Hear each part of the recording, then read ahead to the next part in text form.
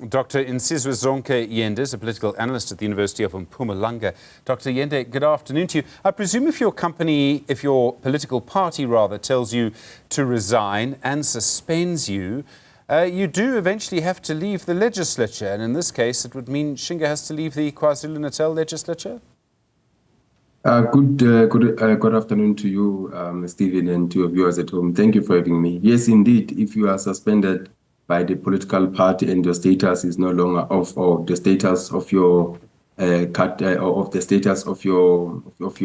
status in the political party is uncertain. Of course, one of the things to do is to leave the portfolio because you are not regarded perhaps as the member of that political party anymore.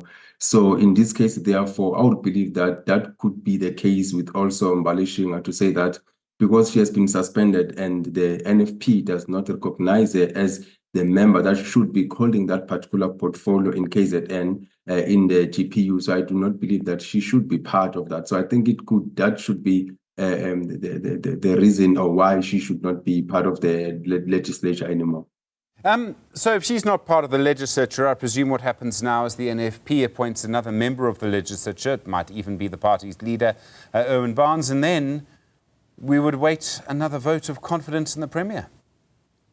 Yes, I think that should be the way forward if the NFP, because if you listen to what the NFP are saying in terms of why they also don't want to be part of the GPU anymore, it raises some concern that would they be able to appoint someone and that can be part of that, because they've mentioned that they've not been happy with so many things in the GNU and they've tried to reach out, sorry, in the GPU, and they've tried to reach out and there've not been any cooperation from those that are part of the GPU. So I believe that even if the NFP will want to appoint someone, but what exactly were the causes for them not to want to vote with or to maintain their status within the GPU by ensuring that they vote not against the motion of no confidence, but to vote with it. So I think those are some of the things that needs to be taken into account. Even if they want to appoint someone, would they appoint someone if they lead their leader? So would it still be, would they still maintain their position in the GNU as the loyal member of the GPU, or would just they be there for just a position in the GPU? So after the 2024 election, the NFP decided to work with the coalition in KwaZulu-Natal, with the IFP, the ANC and the DA.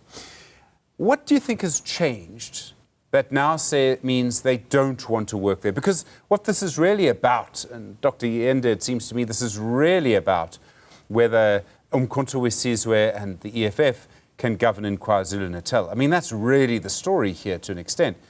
What do you think's changed? I think one of the things that has changed, I think one of the things that we should look at is the internal battles within the NFP. We understand that there's been so many legal battles and internal scrambles within the NFP, as well as factionalism within the NFP, which therefore kills the NFP in KZN, which we understand that it is their stronghold. So I believe that that's one of the things that we should look at. Yes, of course, there might be things that have changed in terms of how the GPU in KZN has played out and how the NFP wants to see things, because they're citing things of corruption, that these are the things that they have complained about, but they have not necessarily been attended to. But one of the things that I would like to mention is that these are intra-political interests that are within the NFP itself, that the NFP, there are a lot of factionalism within the political party itself, which therefore plays out to affect their relationship within the GPU. So it affected because of how the leadership itself, they want to govern, and how the leadership itself, they want to be part and parcel of the GPU. So I think one of the critical issues that we need to look at is how the NFP itself, within itself, the intra-conflict that are happening within the party, those are the things that I believe they affect the GPU, and they would still continue to affect the GPU if they are not addressed, and even if they appoint someone to go there, but if they're not addressed within themselves, I think it would still continue to play out in the GPU itself.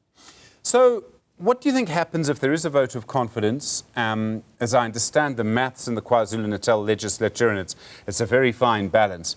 But as I understand it, and if there is a motion of no confidence, the Speaker can't vote, which then would, unless it's a tie, and that essentially means then that the MK and EFF would be able to vote out the current coalition.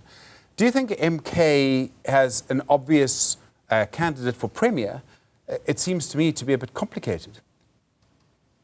I don't believe that the MK at this point in time, they are quite ready to govern KZN, partly because of their internal political as well as leadership instability.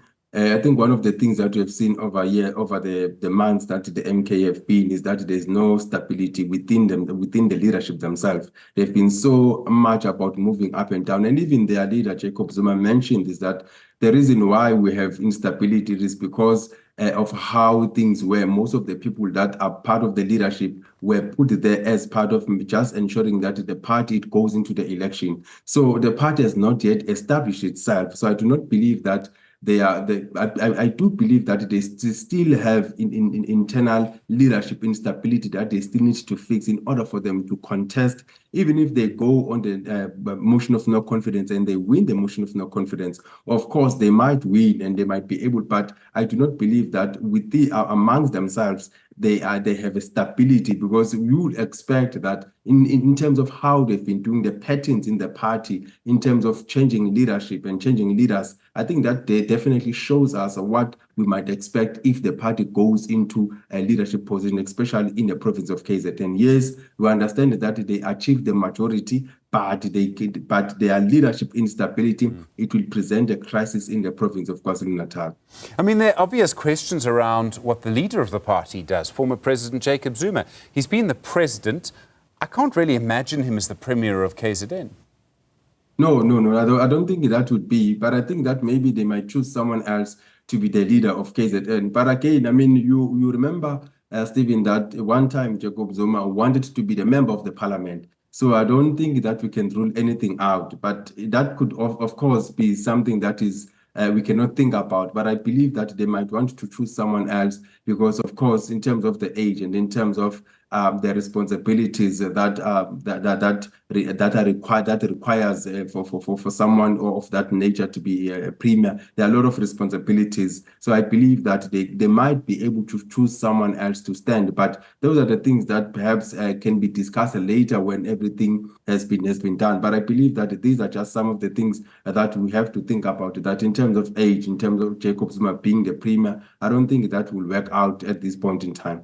Dr. Nsizwa-Zonke Yende, thank you, political analyst at the University of Mpumalanga. Really do appreciate the time.